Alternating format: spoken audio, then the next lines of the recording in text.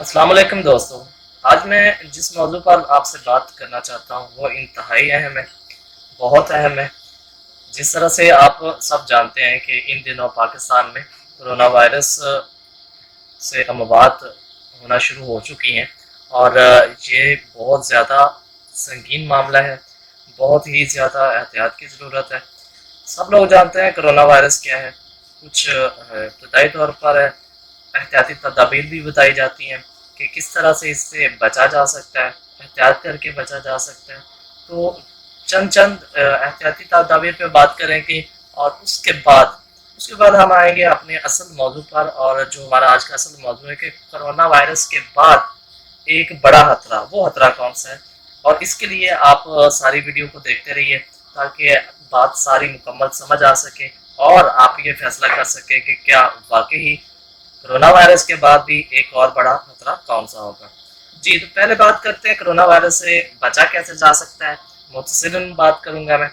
Number एक पे mask पहना जाए, हाथों को बार बार धोएं, 20 सेकंड तक धोते रहें और अवामी इज्तिमात जहाँ पे हजूम हो या रश वाली जगह हो वहाँ पर ना जाएं, चेहरे पर हाथ मत लगाएं और एक दूसरे से 3 मीटर तक का फासला रखें। खसूसी दुआ और सदक़ात का एहतमाम करना चाहिए।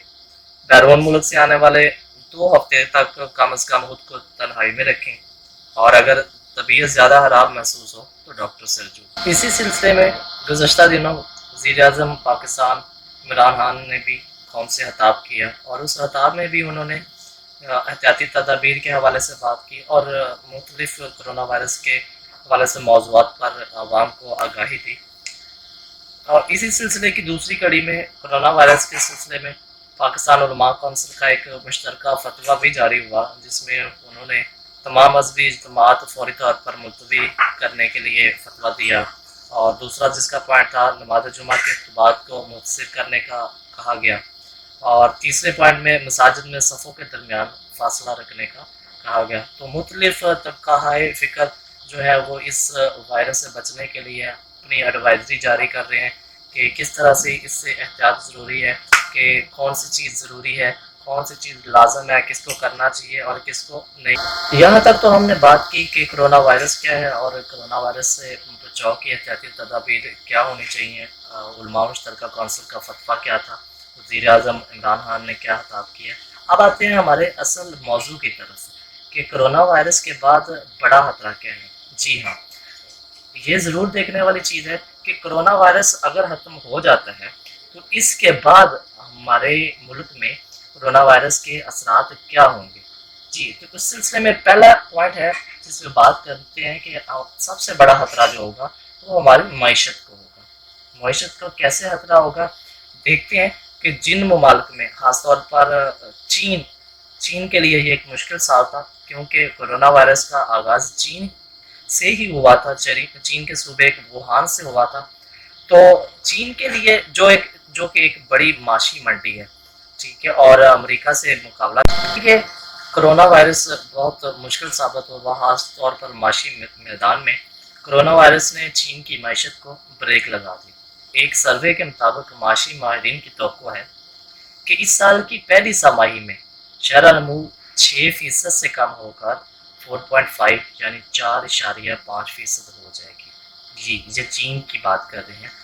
ये वायरस चीन की मैशत पर 42% तक असरअंदाज हो सकता है। चीन एयरलाइंस को आमदन में 12.8 बिलियन डॉलर का नुकसान होगा। आलमी सतह पर एयरलाइंस को 29 बिलियन डॉलर का नुकसान हो चुका है इससे। जी, तो कोरोना वायरस के चीन की मैशत पर जो असरात हुए इसको हमने देखा।